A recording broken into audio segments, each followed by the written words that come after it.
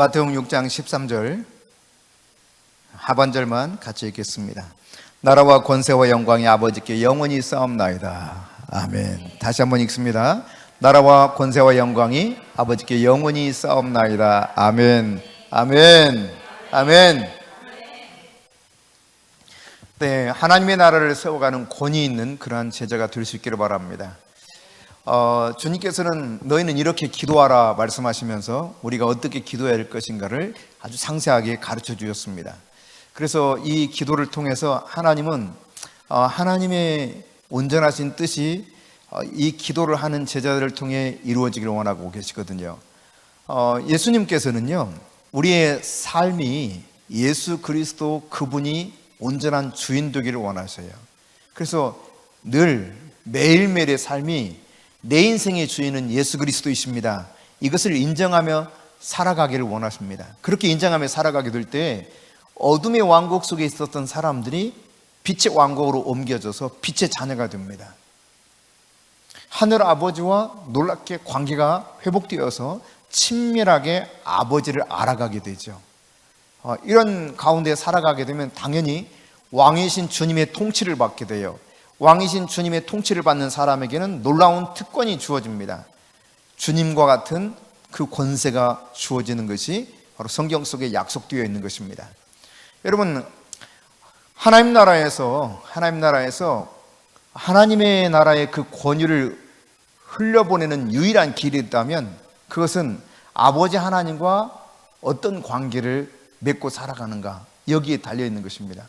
하나님 아버지와 친밀한 관계를 유지하고 살아가면 하나님 나라에 있는 그 권위가 내게 흘러 들어와서 나로 하여금 그 권위 있는 삶을 살게 만들어주는 것입니다. 그러니까 나도 저렇게 권세 있는 삶을 살기를 원한다, 이런 마음들은 다 가지고 있는데 관건은 아버지 하나님과 얼마나 친한가, 이게 바로 관건이라는 사실이에요. 하나님과 얼만큼 친밀하게 내가 관계를 유지하며 살아가는가, 여기에 따라서 막힘없이 하나님의 권위가 나를 통해서 드러날 수도 있고 전혀 관계없는 삶을 살아갈 수도 있습니다.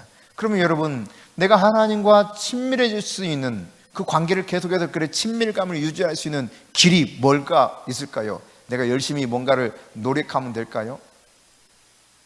나의 노력으로 하나님과 친밀해지는 것이 아니라 사실은 성경의 진리를 내가 온전히 깨닫고 주장하면 되는데, 그 가운데 여러분, 예수님이 나에게 십자가에 피 흘려 죽으신 이 보혈의 사건을 내가 받아들여서 예수 그리스도의 의를 힘입어 살아가는 방법, 이것을 취하면 하나님과 관계가 회복되는 거예요. 날마다 예수님의 십자가의 보혈을 주장하는 것입니다. 예수님의 의를 내가 힘입어 살아가는 거예요. 그러니까 예수님의 보혈과 예수님의 의를 내가 힘입는다고 하는 것은 내가 거리낌 없이 아버지께로 갈 수 있는 완전한 상태를 유지시켜 주는 것이죠. 근데 우리가 자꾸 노력을 해가지고 뭔가 열심을 내서 아버지와 친해질 수 있을까, 이런 생각을 가지고 접근해요. 그러니까 율법적인 사고를 가지고 접근하는 거죠. 여러분 잘 생각해 보세요. 여러분이 자녀들을 양육해 보신 분들은 아시겠죠. 여러분의 자녀가 여러분과 친해지는 비결 중에 하나가 뭐예요? 그냥 아버지 사랑, 어머니 사랑을 그냥 그대로 인정하면서 오면 되는 거예요. 여전히 실수가 있고 여전히 말썽을 부릴지 몰라도 아빠, 엄마 하고 그냥 오면 되는 거예요. 그러면 그 안에서 다 해결돼. 그런데 내가 아빠가 이제 저렇게 삐지셨을까요? 화가 나셨을까? 내가 어떻게 노력하면 아빠로부터 이제 온전하게 그 관계를 유지하면서 살아갈 수 있을까?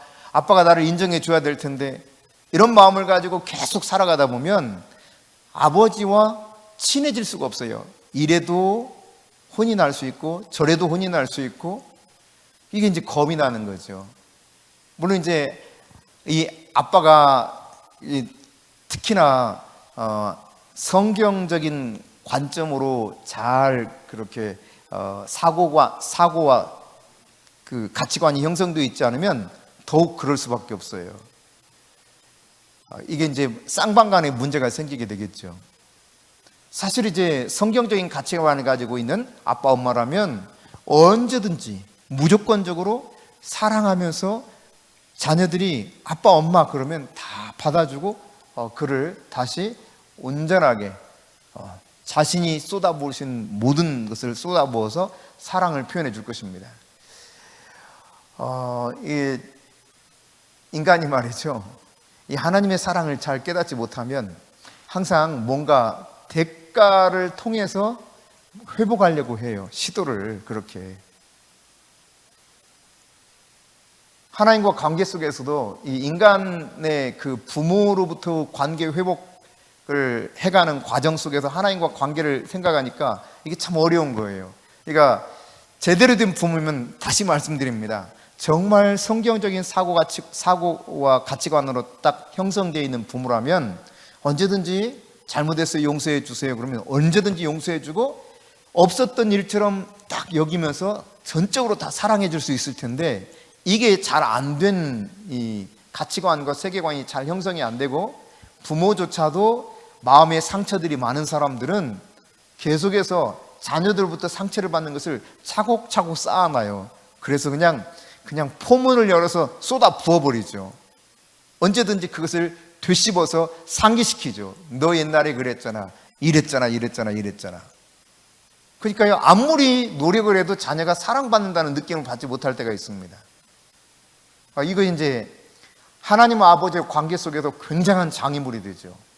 하나님 아버지한테도 그래야 되는 줄 알아요. 아무리 내가 잘해봤자 어차피 나는 잘못한 것이 있고 이 잘못한 것을 용서받지 못한다는 개념이 있기 때문에 하나님 앞에서 노력하면 노력할수록 좌절감이 더 오는 거죠. 하나님은 여전히 두렵고 하나님은 나를 용서하지 않을 것 같고. 여러분, 관계를 회복하는 데 있어서 인간의 마음을 잡는 데 있어서는 뭔가 노력이 필요할지 몰라요. 그런데 하나님과 관계 속에서는 제일 중요한 게 이걸 잡아야 돼. 이걸 예수 그리스도의 십자가의 보배로운 피, 예수님의 의, 그것을 힘입어서 내가 아버지 하나님께 나가는 거예요. 나의 노력으로 하나님과 친해질 수가 없어요. 아무리 내가 노력해도 죄의 문제가 해결되지 않는 한 절대로 하나님과 관계가 회복될 수가 없습니다. 죄와 하나님은 사이가 멀을 수밖에 없어요. 이사야 말씀을 통해서도 가르쳐주고 계시는 것처럼 너와 나 사이에 죄악이 가로막았다가 말씀하고 있잖아요. 이 죄악의 문제가 해결돼야 돼요.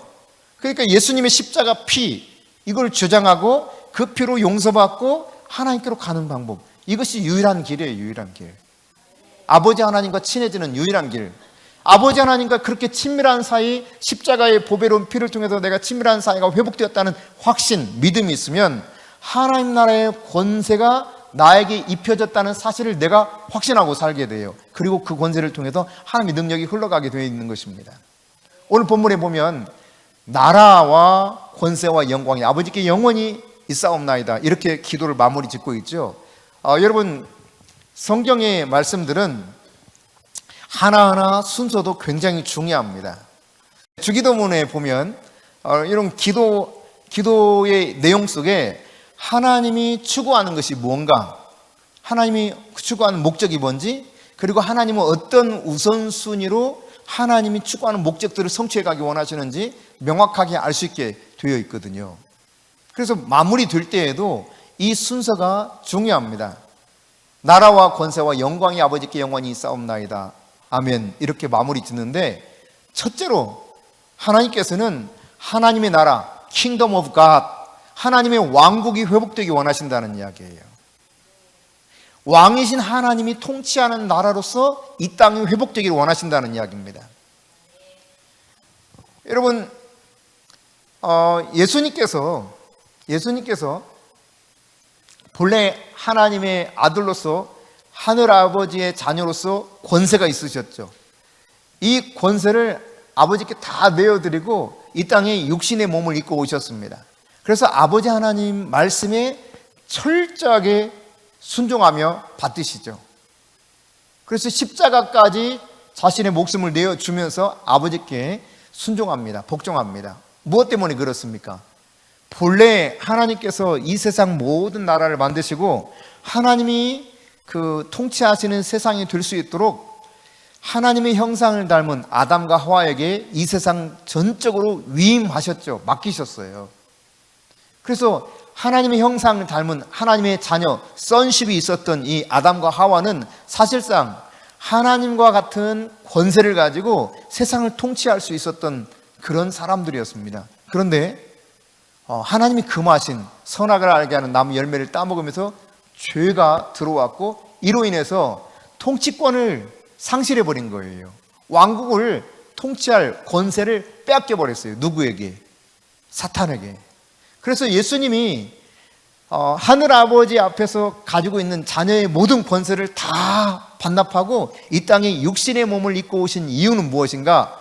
그 왕국을 회복하기 위해서, 하나님이 통치하시는 그 세상이 다시 회복되기 위해서 이 세상에 오셨는데, 여러분, 그분이 십자가의 죽으심으로 잃어버렸던 권세의 문제를 해결하셨죠. 그리고 사망 권세를 깨뜨리시고 부활하심으로 완전하게 그 통치권을 되찾아왔습니다. 그래서 골로새서에 보면은 이 모든 사단의 이 권세가 송두리째 무너졌다는 사실을 증거해주고 있죠. 그래요. 이렇게 사단에게 빼앗겼던 통치권을 예수님이 죄의 문제는 십자가에서 감당하시고 해결하신 다음에 사망 권세를 부활하심으로 깨뜨리셔서 완전히 통치권을 회복하셨는데, 이제 하늘 보좌 우편으로 승천하셨잖아요. 승천하신 다음에 약속하신 것처럼 어떻게 했습니까? 성령을 보내주셨죠. 보혜사 성령을. 그래서 이제는 성부 하나님의 모든 권세를 보혜사 성령님이 위임받아서 이 땅에 오게 된 것입니다. 그러니까 하늘과 땅의 통치권을 아버지 하나님께서 십자가와 부활 사건을 통해서 예수님께 주셨다가, 본래 예수님이 하늘과 땅의 권세를 내게 주셨다고 고백하면서 제자들을 파송했었잖아요. 그러다가 승천하신 다음에는 성령님을 보내셔서 이제는 성령님께 이 권세가 위임된 거예요. 근데 이 성령님은 홀로 일하지 않으셔요. 성령님께서는 그리스도의 몸된 교회를 통해서 일하십니다. 다시 말하면 성도들 안에서 성령님은 일하고 계신다는 이야기입니다. 즉 우리 안에서 성령님은 우리를 통해서 하나님의 나라가 회복되기 원하시면서 하늘과 땅의 권세가 우리에게 주어졌다는 사실을 깨달으며 하나님과, 성령 하나님과 우리가 동역하는 길을 열어놓으셨다는 이야기예요. 여러분, 요한복음 1장 12절에 보면 영접하는 자, 곧 그 이름을 믿는 자들이 하나님의 자녀가 되는 권세를 주셨다 그랬잖아요. 그러니까 내가 예수 그리스도 영접하는 순간 예수 그리스도의 영이신 성령이 내 안에 들어오십니다. 동시에 나는 하나님의 자녀가 되고, 하나님의 자녀들에게는 예수 그리스도에게 주어졌던 권세, 성령님께 주어졌던 권세가 동일하게 임하게 되는 거예요. 그러니까 말하자면 선십이 회복되는 거죠. 잃어버렸던 선십을 다시 회복해서 진정한 하나님의 자녀가 다시 이제 태어나는 거예요. 영적인 거듭남의 역사가 일어나는 것이죠. 여러분, 하나님이 앞서 말씀드렸던 것처럼 가장 시급하게 원하셨던 게 뭐냐? 하나님의 왕국, 킹덤 오브 갓, 그 하나님의 왕국이 회복되는 거였어요. 회복되는 거. 이 세상에 하나님의 왕국이 완성되는 걸 원하셨어요. 그래서 아까 말씀드렸던 것처럼 이 땅에 예수님 보내신 거거든요. 여러분, 왕국이라고 하는 것은 왕이 통치하는 그런 영역을 말하죠. 왕의 통치가 미치는 영역이에요. 왕이신 하나님의 통치가 전적으로 미치는 곳, 이것이 왕국이에요. 왕국. 이 세상이 그런 왕국이 되기 원하시는 거예요. 하나님의 통치가 전체적으로 임하는, 미치는 그런 나라가 되기 원하시는데, 사실 이제 인간을 비롯한 모든 피조물은 두 왕국 속에 살아갑니다. 실제로 지금 현재의 영적 상태를 보면 아직도 잔존하는 마귀와 그 졸개들이 있거든요. 그래서 우리는 영적으로 보면 두 왕국에서 살고 있는 거예요. 하나는 빛의 나라, 빛의 왕국에서 살고 있고, 또 한편 어둠의 왕국 속에서 살고 있어요. 이 두 나라가 존재하고 있어요. 빛의 왕국은 누가 다스리는 나라입니까? 하나님이 다스리는 나라예요. 어둠의 왕국은요? 사탄이 다스리는 나라입니다. 이 두 나라 사이에서 우리가 살고 있다고 할 수 있습니다. 그런데 여러분, 예수님이 요한복음 18장 36절에 보면은 내 나라는 이 세상에 속한 것이 아니다라고 분명히 밝힙니다. 그러니까 예수님의 나라는 이 세상 나라가 아니에요. 여러분, 하나님의 왕국에는 하나님의 능력과 권세가 그대로 영향을 미치게 되어 있습니다. 이게 하나님의 왕국이에요. 하나님의 왕국. 그러니까 하나님의 권세와 능력이 우리를 통해서 세상 가운데 온전히 미치기를 원해서 우리를 하나님의 자녀 삼으시고 우리에게 그 자녀된 권세를 부어주신 것입니다. 여러분, 우리가 하나님의 나라를 온전하게 회복하기 원한다면 이 두 가지가 우리에게 필요하다고 할 수 있겠는데, 자녀된 권세 그리고 하나님이 부어주신 하나님 나라의 능력이 필요한 거예요. 영접하는 자에게는 자녀된 권세를 주셨다고 그랬죠. authority입니다. 그런가 하면 성령이 임하시면 너희가 권능을 받고 이와 같이 말씀하고 있거든요. 그 권능은 두나미스, 파워를 말해요. 파워. 아주 강력한 힘을 말합니다. 여기서 이제 다이너마이트라고 하는 단어가 나온 거예요.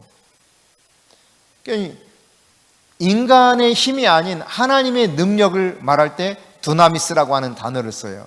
그러니까 하나님의 자녀에게는 권세와 능력이 동시에 주어집니다.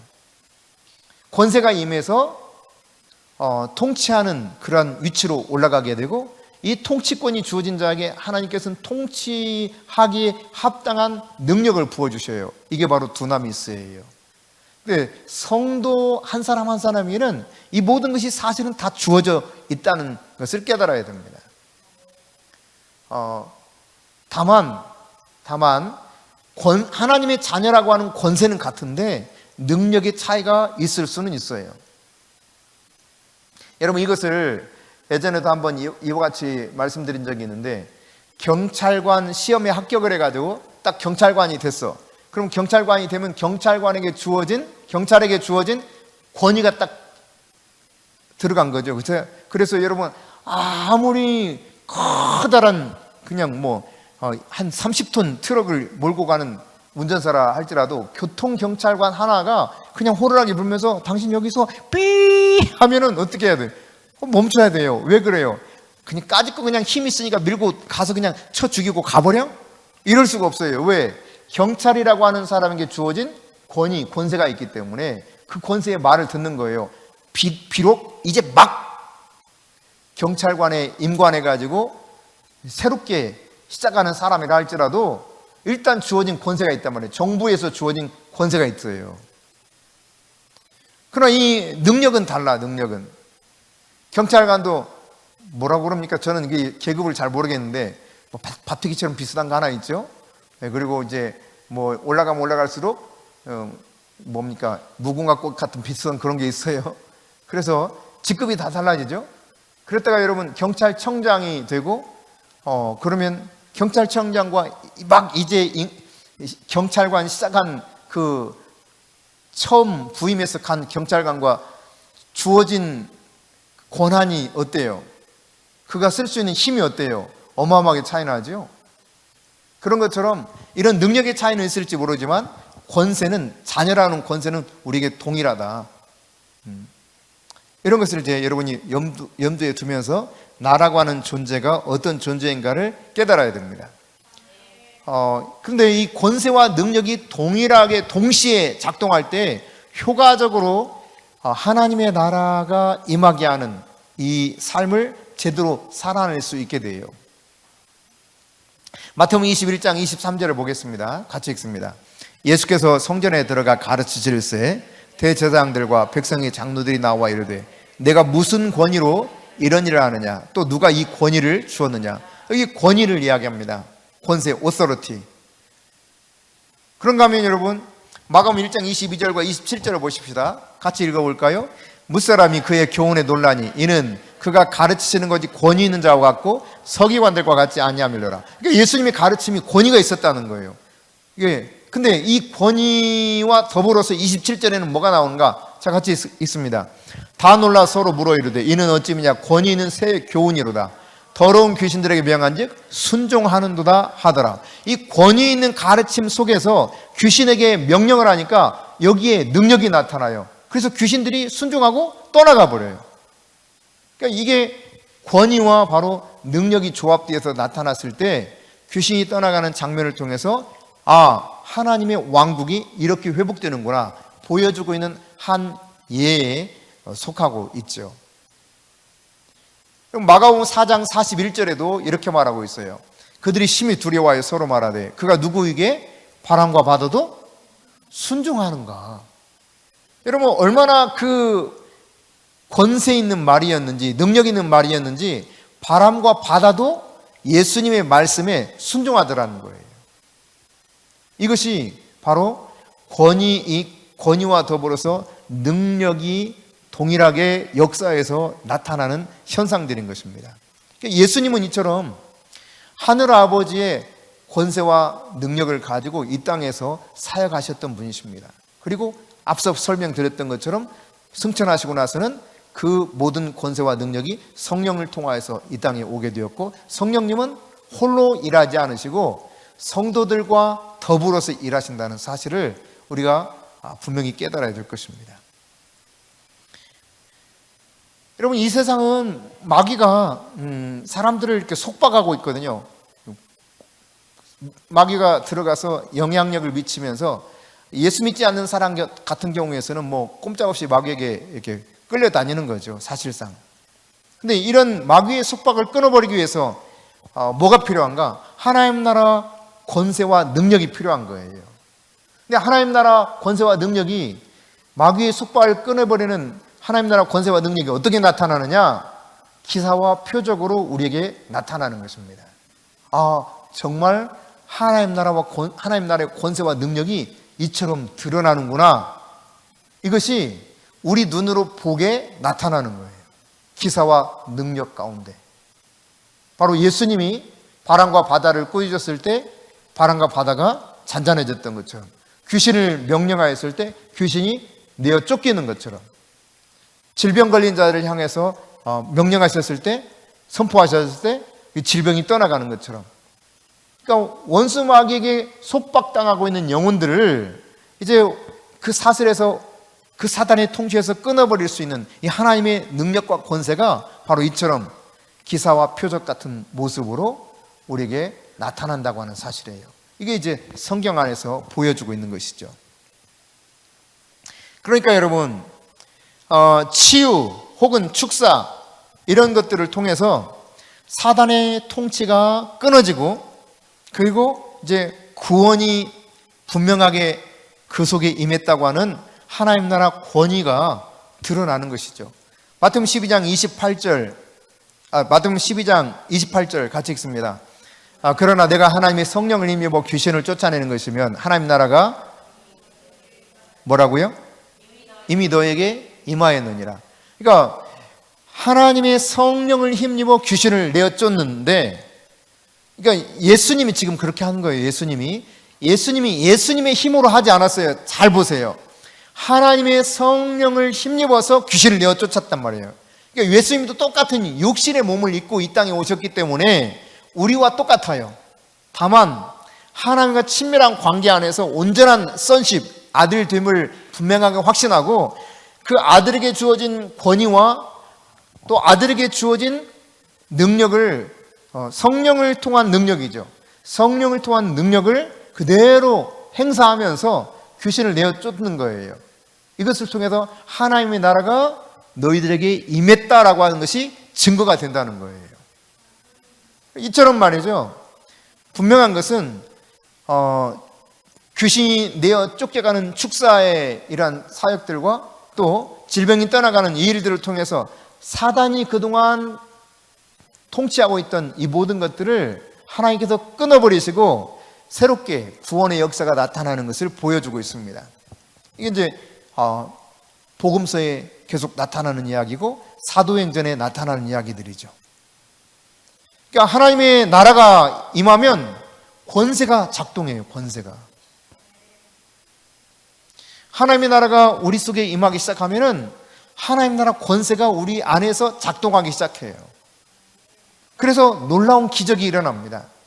그러니까 주님의 나라가 임하게 해달라 기도하고 그 나라와 권세와 영광이 영원히 하나님께 있사옵나이다라고 했을 때 그 하나님 나라가 우리 속에 임하기 시작하면, 다시 말해 하나님의 통치가 미치기 시작하면은 권세가 임해요. 권세가, 하나님 나라 권세가, 이 땅의 권세가 아니라 그 권세와 능력이 우리가 임하면서 놀라운 이러한 기적이 나타난다 이 말입니다. 할렐루야. 그러니까 오늘날에도 이 일이 일어나야 정상이라는 이야기죠. 하나님 나라가 임했다면 당연히 어둠이 쫓겨가지 않겠습니까? 하나님이 통치하니까 어둠은 물러가게 되어 있죠. 하나님이 통치할 때, 하나님의 나라가 임할 때 어둠이 물러가기 때문에 어둠으로 들어와 있었던 귀신이 내어 쫓기고 어둠으로 인해서 들어와 있던 질병이 내어 쫓기는 거예요. 이런 역사들이 자연스럽게 일어나는 것이 바로 하나님의 나라가 임했을 때 일어나는 현상이라는 이야기죠. 여러분, 성도가 이 하늘의 아버지의 이 놀라운 능력을 힘입어 살아가는 방법이 뭐가 있을까? 어떻게 하면 하나님 나라의 능력을 성도가 힘입어 살아갈 수 있을까? 그것은 제자가 되면 돼요. 제자가. 어떻게 하면 하나님의 능력을 힘입어 살 수 있다고요? 내가 제자가 되면 돼요. 제자가 되면, 예수 그리스도의 제자가 되면 하나님 나라의 능력이 내 안에서 살아서 역사하는 것을 내가 경험하며 살게 된다는 이야기입니다. 그러니까 진짜 제자된 삶이 있다면 이러한 것들이 나타나게 되어 있어요. 여러분, 교회에게 주어진 가장 기본적인 권위가 뭐냐? 예수님이 제자들에게 말씀하셨던 지상 대위임령, 마태복음 28장 18절부터 20절에 보면은 여기에 잘 나타나 있습니다. 자, 같이 한번 읽어보겠습니다. 예수께서 나와 말씀하여 이르시되 하늘과 땅의 모든 권세를 내게 주셨으니 그러므로 너희는 가서 모든 민족을 제자로 삼아 아버지와 아들과 성령의 이름으로 세례를 베풀고 내가 너에게 분부한 모든 것을 가르쳐 지키게 하라. 볼지어다 내가 세상 끝날까지 너희와 항상 함께 있으리라 하시니라. 아멘. 여러분, 여기 마지막 명령을 잘 보십시오. 여기 잘 보면은 뭐라고 말씀하시느냐? 하늘과 땅의 권세를 아버지께서 예수님께 주셨대요. 그러면서 하시는 말씀이 너희는 뭐라고 그랬어요? 가라 그랬어요. 가라. 너희는 가라. 뭐 하기 위해서? 모든 민족을 제자로 삼기 위해서. 그래서 저들에게 세례를 베풀고 어떻게 하라고 그랬습니까? 내가 너에게 분부한 모든 명령을 잘 가르치고 그 명령대로 살도록 지켜나가게 제자를 삼으라는 거예요. 그러면 여러분 어떻게 하겠다고 말씀하셨어요? 이렇게 할 때 세상 끝날까지 항상 너희와 함께 있겠다. 이게 주님의 말씀입니다. 그러니까 이 말씀처럼만 하면 예수님이 항상 함께 하신다는 거예요. 예수님이 함께 하시는 그 삶 속에는 어떤 일들이 일어나겠습니까? 기적이 일어나는 거죠. 능력이 나타나는 것이죠. 복음을 선포하는 목적이 뭐냐, 여러분? 이 복음을 선포하는 것은 복음을 통해서 구원이 이루어지길 원하는 거예요. 그래서 하나님 나라가 자꾸 확장되기 원하시기 때문에 하나님 나라 복음을 예수님이 가는 곳마다 선포하고 증거하셨습니다. 하나님 나라가 확장되도록, 하나님의 통치가 온전하게 미치는 그 영역이 계속 확장되기 원하면서 너희는 가라 그랬어. 가라. 가서 전하라. 뭐를? 복음을 전해서 어둠이 물러가게 만들고 제자를 삼으라는 거예요. 내가 너에게 분부한 모든 명령대로 잘 가르쳐서 세례는 물론이거니와 성부와 성자와 성령의 이름으로 세례를 베풀고, 그리고 저들에게 내가 너희들에게 가르쳤던 이 진리를 너희들이 잘 가르쳐서 그들로 하여금 이 진리의 말씀처럼 지키며 살아가도록 제자를 만들라는 거예요. 그때마다 주님은 함께한다 그랬습니다. 주님이 함께 하시면 이벤트가 일어납니다. 주님이 함께 하시면 어둠이 물러갑니다. 주님이 함께 하시면 문제가 사라집니다. 풍랑이 일었습니다. 거친 파도가 몰려오는데 감당할 수가 없어요. 어부들이 예수님의 제자들의 줄을 이루고 있었는데 그럼에도 불구하고 제자들이 어떻게 해볼 수가 없습니다. 너무 심한 풍랑 때문에. 그래서 주무시던 예수님 깨우지 않습니까? 우리가 죽게 되었습니다. 예수님 빨리 일어나세요. 도와주세요. 그때 예수님 뭐라고 말씀하셔요? 너희가 어찌하여 두려워하느냐? 이 믿음이 작은 자들아 하시면서 바람과 파도를 꾸짖습니다. 그리고 잔잔해졌어요. 그러니까 예수님이 계셨을 때 바람이 불고 파도가 치고 금세 죽을 것 같은데도 문제가 될 수 없었습니다. 가나의 혼인잔치에서 포도주가 떨어졌습니다. 참 난감한 일입니다. 그런데 거기 누가 계셨습니까? 예수님이 계셨어요. 도리어 가장 좋은 극상품의 포도주가 생길 수 있었습니다. 예수님이 계시면 되는 거예요. 우리가 복음을 전하면서 제자를 삼을 때 그곳에 누가 계신다? 주님이 항상 함께 하신다. 할렐루야. 주님이 항상 함께 하셔요. 예수님이 항상 함께 하셔요. 여러분, 복음 선포의 목적이 구원을 받기 위해서 하나님 나라를 확장하는 것이라면 이 구원의 구체적인 열매는 뭐냐? 제자화된 삶을 보는 거예요. 정말 구원받은 사람들로서 그 열매, 저 사람 진짜 구원받은 거 맞아? 라고 했을 때 그걸 알 수 있는 열매는 뭐냐? 그 사람이 진짜 제자 되어서 살아가는 모습을 보는 것이 바로 구원의 열매라고 할 수 있습니다. 정말 구체적인 열매인 거예요. 변할 수 없는 열매. 그러니까 여러분, 제자는 구원의 확증이 있어야 돼요. 자기 자신의 구원에 대해서 확신하지 못한다.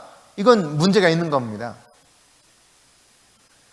복음을 받아서 복음을 선포할 때 그 복음을 선포를 듣고 내가 구원받았다면 구원받은 확실한 열매는 내가 제자가 되는 거예요. 제자. 예수님은 그냥 그 왔다 갔다 하는 군중 같은 사람들을 원하지 않았습니다. 그런 사람 수두룩 했습니다. 예수님이 가는 곳마다 얼마나 많은 사람이 몰려들었습니까? 수도 없는 인파들이 왔습니다. 그래서 용신할 수 없을 정도로 사람이 많다고 하는 기록을 우리가 복음서를 통해서 보지 않습니까? 중풍병자가 갈 수가 없을 만큼 너무 사람이 많았어요. 그러니까 수많은 사람이 그렇게 몰려다녔지만 진짜 예수님을 따르는 사람은, 제자 된 사람은 그리 많지 않았던 것이 성경에서 보여주고 있는 거잖아요. 구원받은 것을 어떻게 정말 증명해낼 수 있는가? 그 구원의 열매는 뭔가라고 했을 때 저 사람이 제자가 됐구나. 그 모습을 보면 확실하게 구원받았다고 하는 확증을 가질 수 있는 열매라고 할 수 있을 겁니다. 여러분, 내가 예수를 믿고 구원받았다고 하는 것은 이렇게 생각하면 간단해요. 예수 믿어서 내가 구원받았잖아요. 이 말을 다르게 표현하면 내가 죽은 거예요. 뭐라고요? 예수 믿으면 영원히 사는 거 아니고 죽어버렸어요? 다시요. 예수를 믿어서 그래서 예수를 내가 믿어서 구원을 받았어요. 구원받았다고 하는 건 어떤 거다? 내가 죽은 거예요. 나 살아있는데 왜 죽었다고 그러세요? 내가 살려고 예수 믿었지 죽으려고 예수 믿었나? 이렇게 반문하는 분이 혹시 계실지 모르겠어요. 예수 믿는 것은 예수님이 십자가에 못 박혀 죽으신 이 사건을 내가 그대로 받아들인 순간 성경에서는 분명히 말씀하고 있습니다. 나의 육체와 정욕과 탐심도 십자가에 못 박혀 죽었다는 거예요. 그러니까 예수 믿는 내가 구원받았다 이 말은 나는 죽었다 이 말이에요. 그래서 갈라디아서 2장 20절에서는 내가 사는 것이 아니라고 말했습니다. 나를 살리신 하나님의 아들 예수 그리스도를 믿는 믿음 안에서 사는 것이 내가 사는 것이라 그랬어요. 그러니까 지금 우리가 살아가는 것은 그냥 내 육신이 사는 것 같지만 그렇지 않아요. 나를 죄와 저주와 사망 가운데서 건지신 예수 그리스도를 믿는 믿음 안에서 사는 거예요. 나는 죽었어요. 나는 죽고 예수로 인해서 사는 것이 내 인생인 거예요. 그러니까 구원받았다 이 말은 나는 죽었다 이 사실을 인정하는 겁니다. 그러니까 나 자신을 내가 주인이라고 고집할 수 있어요, 없어요? 더 이상 내가 마음대로 할 수 있는 존재가 아니라는 사실을 인정해야 돼요. 왜? 예수 믿는 순간 이제 예수님이 나를 죄와 저주와 사망 가운데서 예수님이 대가를 지불하고 나를 사셨기 때문에 내가 아니에요. 나는 예수님 거예요. 예수님 거. 나는 옛사람이 죽어버렸어요. 이게 구원받은 거예요. 그래서 옛사람을 벗어버리고 새 사람을 입는 거죠. 예수 그리스도의 옷을 입는 거예요. 예수 믿어서 구원받았다는 말은 예수 그리스도의 옷을 입은 사람이라는 이야기입니다. 그래서 예수 그리스도의 옷을 입었다. 이 말은 예수 믿어서 예수님의 성령이 내 안에 들어와서 그분의 통치를 받으면서 그분의 은혜 가운데 사는 것을 이야기하는 것이죠. 내 안에서 일하시는 예수님과 더불어 내가 함께 동역하는 삶을 이야기하는 것입니다. 그러니까 내가 내 마음대로 살지 않는 게 구원받은 사람의 삶이에요. 따라서 제자의 삶을 살 수밖에 없는 거죠. 사탄의 지배를 받게 되면 사탄으로부터 자연스럽게 내 안에 악이 들어오고 그 악이 뿌리 내리게 됩니다. 그런데 이런 사탄의 지배로부터 완전히 이것을 근절시켜버릴 수 있는 치료하는 방법이 뭐냐? 그게 바로 예수 믿는 거예요. 예수 믿는 거.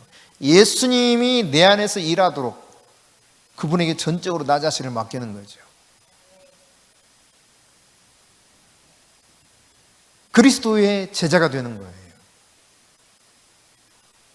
전적으로 예수님 따르는 제자가 되면 내 안에서 사단이 역사할 수가 없다는 이야기입니다. 여러분, 하나님의 나라가 임한다. 이것이 어떤 거라고 그랬어요? 하나님의 통치가 미치는 영역이라고 그랬잖아요.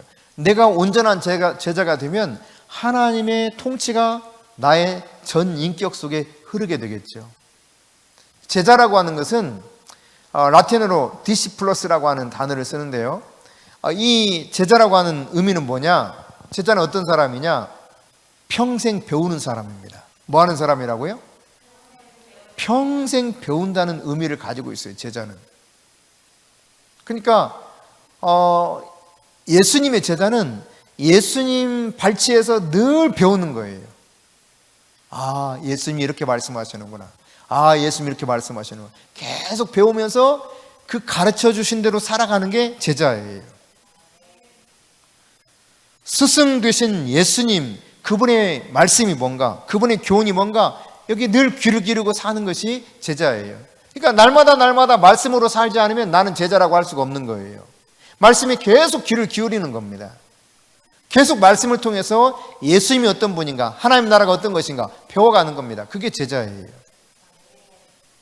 그러니까 제자를 그래서 다르게 표현할 때 이렇게도 말합니다. 다른 사람으로부터 훈육을 받는 사람, 이게 제자라고 말하기도 해요. 배우는 사람이니까. 누구한테 훈육받는 거예요? 예수님께 훈육받는 거예요. 여러분, 날마다 예수님께 잘 배우며 살아갈 수 있기를 바랍니다.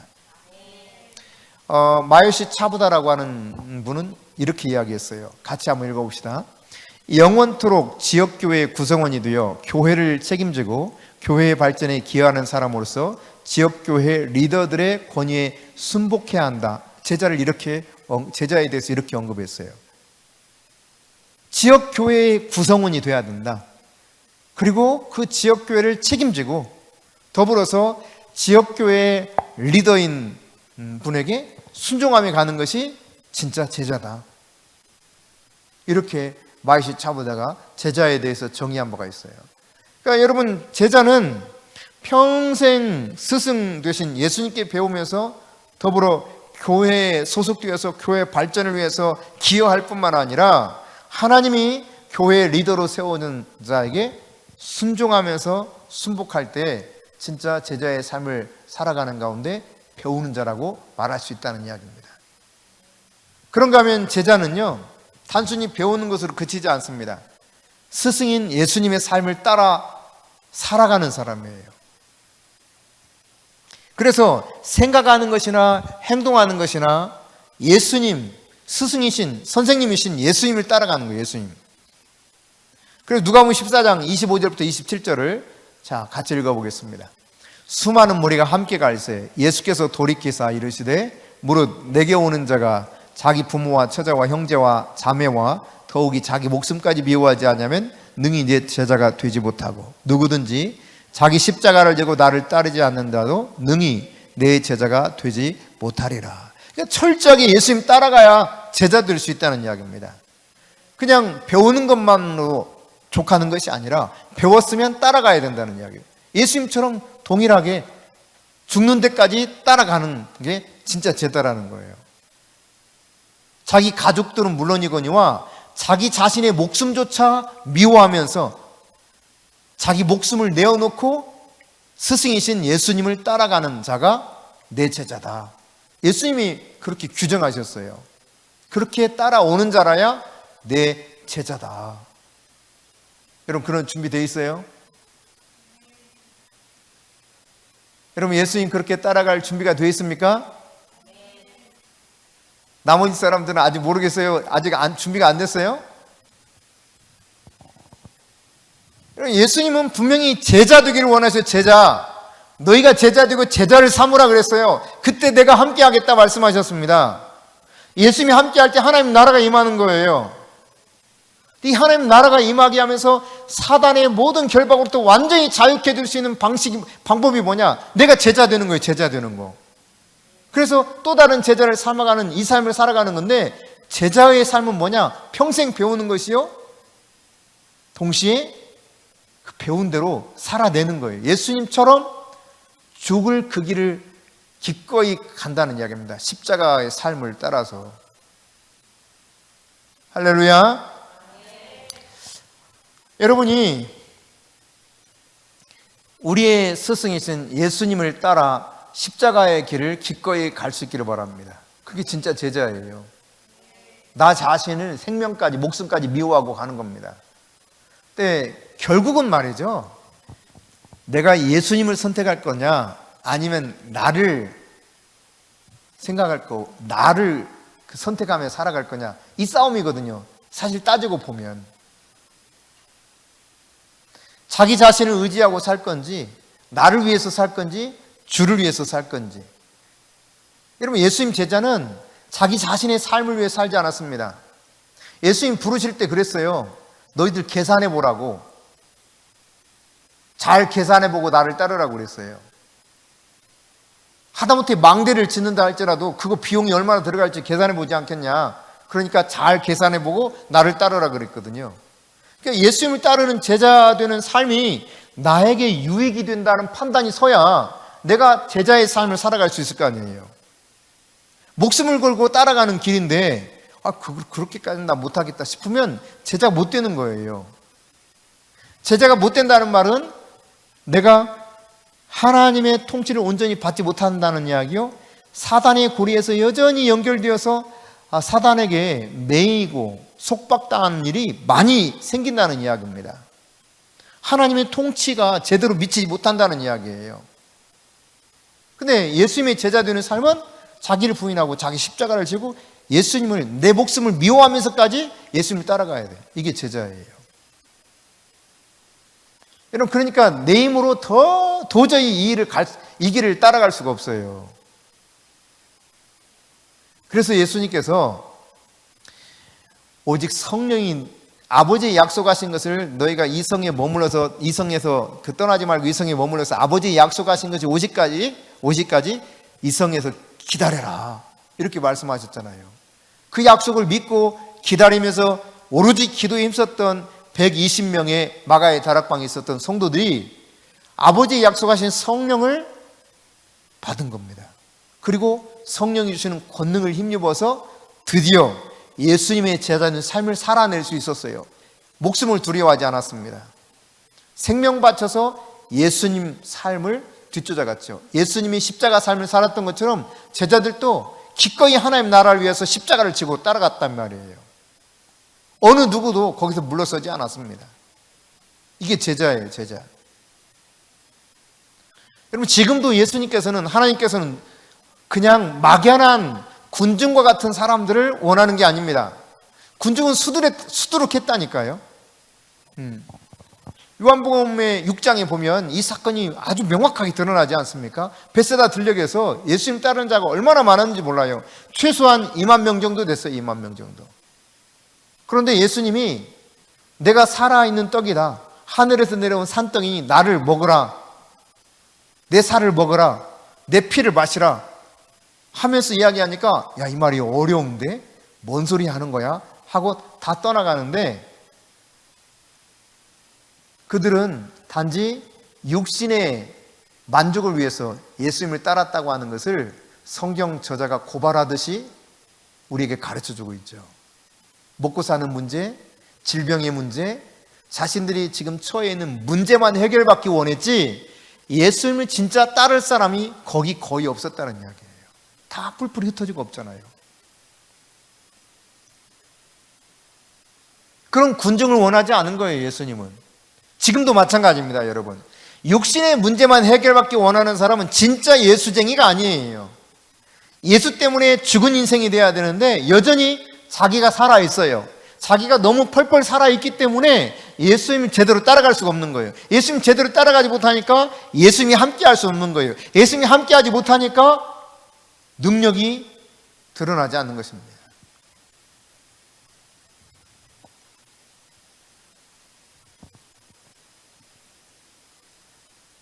여러분, 그런가 하면 제자는요, 그런 예수님의 말씀을 잘 배우고 예수님의 삶을 뒤쫓아 갈 뿐만 아니라 예수님처럼 섬기는 삶을 사는 것이 제자라고 가르쳐주고 있습니다. 마태복음 20장 25절부터 27절입니다. 마태복음 20장 25절부터 27절 함께 읽습니다. 예수께서 제자들을 불러다가 이르시되 이방인의 집권자들이 그들을 임으로 주관하고 그 고관들이 그들에게 권세를 부리는 줄 너희가 알거니와 너희 중에는 그렇지 않아야 하나니 너희 중에 누구든지 크고자 하는 자는 너희를 섬기는 자가 되고 너희 중에 누구든지 으뜸이 되고자 하는 자는 너희의 종이 되어야 하리라. 아멘. 섬기는 자가 되어야 된다는 거예요. 예수님의 제자는 섬기는 자가 되어야 된다. 기꺼이 종의 자리로 내려가서 섬기는 자가 되어야 된다. 여러분, 이게 종처럼 섬긴다는 것이 같은 인간으로서 참 쉽지 않아요. 종처럼 섬기는 게 여러분 쉬운 게 아니에요. 조금만 서운해도 무슨 내가 종노릇, 내가 종인 줄 알아? 이런 마음이 들죠.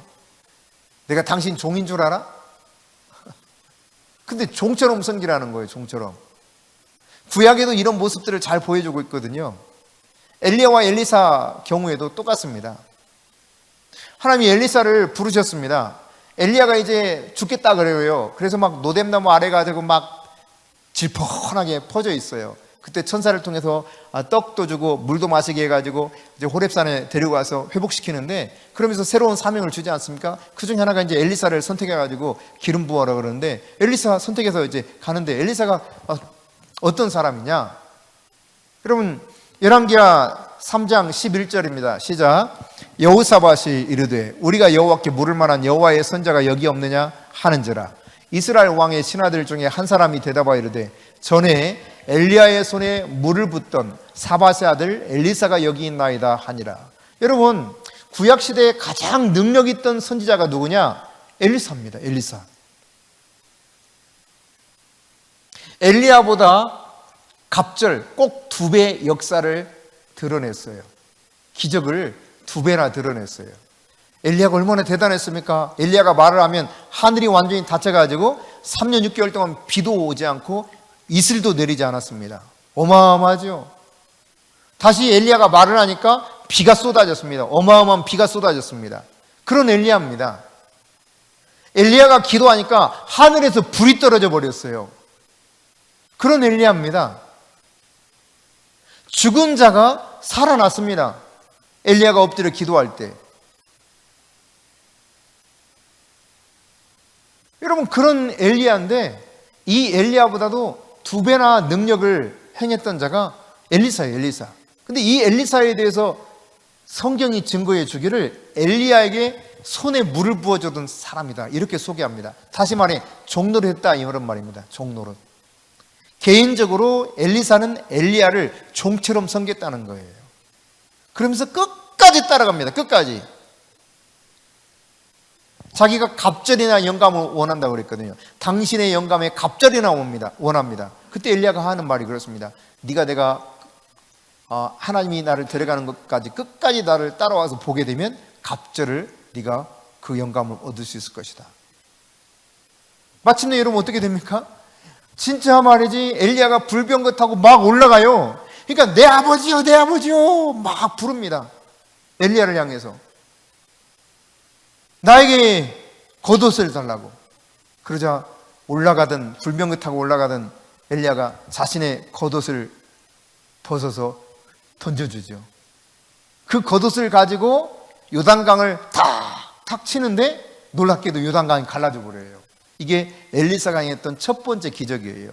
마치 홍해가 갈라지듯이, 지팡이로 홍해를 가르듯이 엘리사는 엘리야가 자신에게 주었던 그 겉옷을 가지고 요단강을 이렇게 쳤더니 요단강이 갈라져 버렸어요. 이런 능력을, 놀라운 이런 류의 능력들을 엘리야보다 꼭 2배에서 2배. 엘리야가 7가지 특별한 능력이 나오거든요. 근데 엘리사는 14개가 나오는데 엘리사가 죽기 전까지 13개를 해요. 13개. 하나가 부족해. 갑절이 되려면. 근데 여러분 마지막 죽어서 또 다른 능력이 나타나잖아요. 엘리야 무덤에 시체가 이렇게 있는데, 뼈가 있는데 죽은 자를 이렇게 엘리야 무덤에 이렇게 던졌어. 그랬더니 죽은 자가 부활해 버려요. 엘리야의 뼈에 닿아가지고, 엘리사의 뼈에 닿아가지고. 그래서 정확하게 엘리야의 2배의 기적을 행한 선자로 성경에서 나타나 있거든요. 근데 그는 어떤 사람이냐? 종로로 다면서 엘리야를 섬겼던 사람이라는 이야기입니다. 근데 사람들은요 이런 거 굉장히 싫어하죠. 내가 뭐 종인 줄 알아? 이렇게 생각하죠. 여호수아를 이야기할 때도 성경은 말합니다. 눈의 아들 여호수아는 모세의 시종이었다.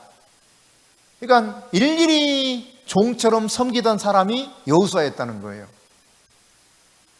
근데 마지막 모세가 눈을 감기 전 그에게 안수했을 때 지혜와 총명의 신이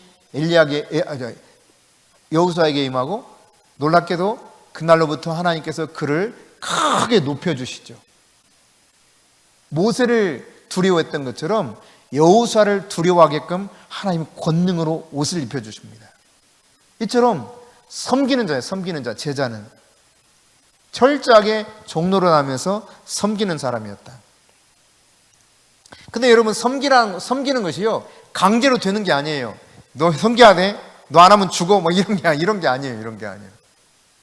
강제로 여러분 섬긴다고 여러분 섬길 수 있어요? 그렇지 않다 이 말이에요.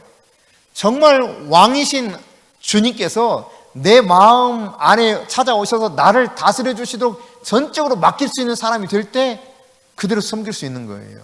종의 태도, 내가 내 마음대로 가질 수 있는 것이 아니라 내 모든 생각까지 다 주님께 내어 맡길 때 비로소 예수님이 그 종된 삶을 살았던 것처럼 그 종의 마음과 태도가 내 속에 들어와서 기꺼이 그걸 할 수 있게 되는 거예요.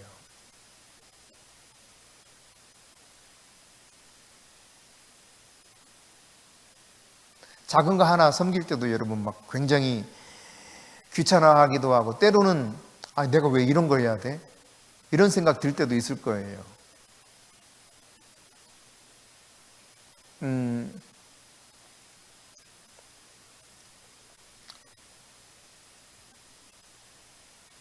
장로님이 충영교회 그 임직자들 훈련받을 때, 임직하기 전에 훈련받을 때 그랬다고 했는지 아마 그런 것 같은데,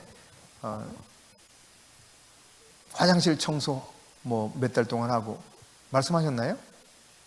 아니에요? 그게 아니구나. 내가 다른 사람한테 들었구나.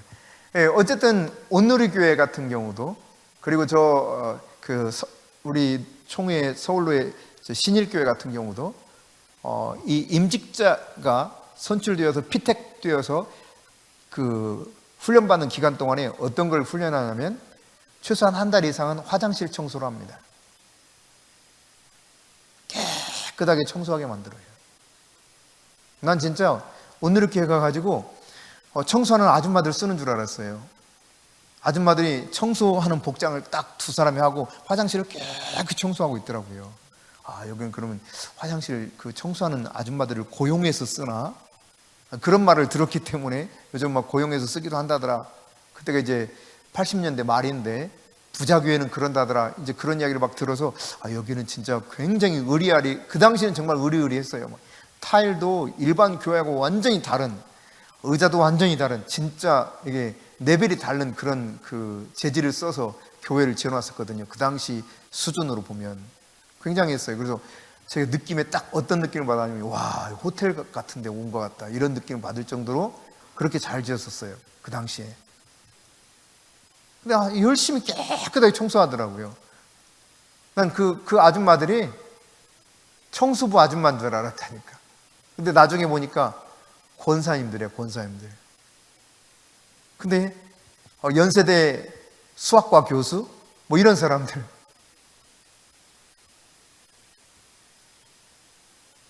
다 대부분 교수들이었어요. 장로님, 권사님들이. 장로님들은 그때 뭐 했느냐, 사시사철 계속 아침 일찍 나와가지고 차량 그 안내, 이 뭐라고 그래, 무슨 봉이라 그래, 예? 주차봉 이거 들고서 계속 안내하고 있어요.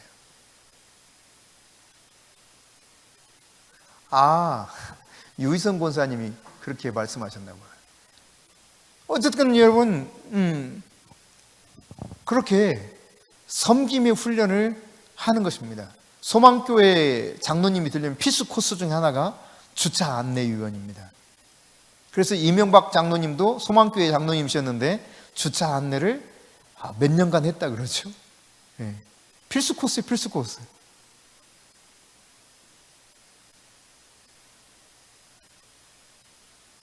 그러니까 제자는 섬기는 사람이에요. 근데 이 섬기려면 그냥 강제로, 이건 이제 훈련 속에서 한 건데 그냥 강제로 하는 것이 아니라 진짜 내 마음이 예수님께 전적으로 들어져서 그 종의 마음이 내 속에 들어와서 자발적으로 하는 것이 진실한 섬김이 될 수 있는 거죠. 기꺼이 감사함으로.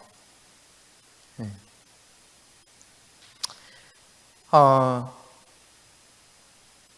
그래야 지속적으로 가능해지는 것이죠. 그런가 하면 제자는요, 어떤 사람이냐? 충성된 사람입니다. 충성된 사람. 자, 성경 누가복음 16장 10절입니다. 같이 읽겠습니다. 지극히 작은 것에 충성된 자는 큰 것에도 충성되고 지극히 작은 것에 불의한 자는 큰 것에도 불의하니라. 요한계시록 2장 10절입니다. 너는 장차 받을 고난을 두려워하지 말라. 볼지어다 마귀가 장차 너희 가운데서 몇 사람을 옥에 던져 시험을 받게 하리니 너희가 10일 동안 환난을 받으리라. 내가 죽도록 충성하라. 그리하면 내가 생명의 관을 내게 주리라. 죽도록 충성하라. 지극히 작은 것에 충성할 때 큰 것에도 충성할 수 있다는 것을 여러분이 깨달아야 됩니다.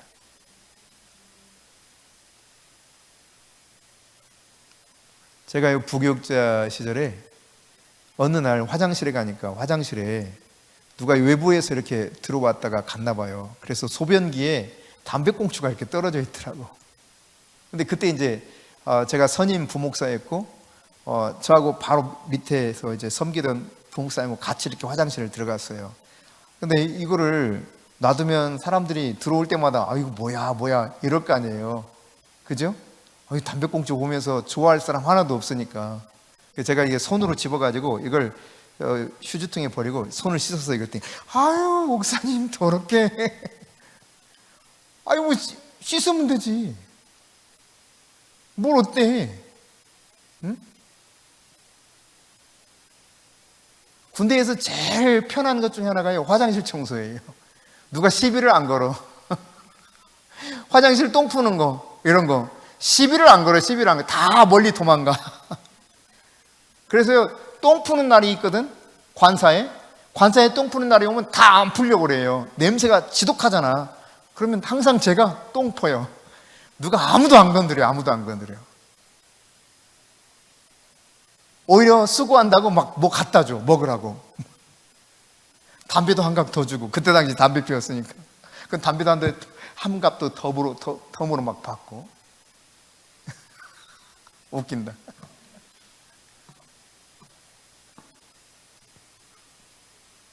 그러니까 여러분 하나를 하더라도 진짜 제대로 하라 이 말이죠. 충성스럽게 작은 거 하나 하더라도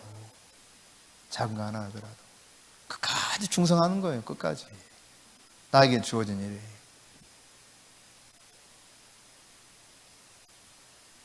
성실하게 그 작은 거를 충성하게 되면 주님이 큰 것을 맡긴다 그랬어요.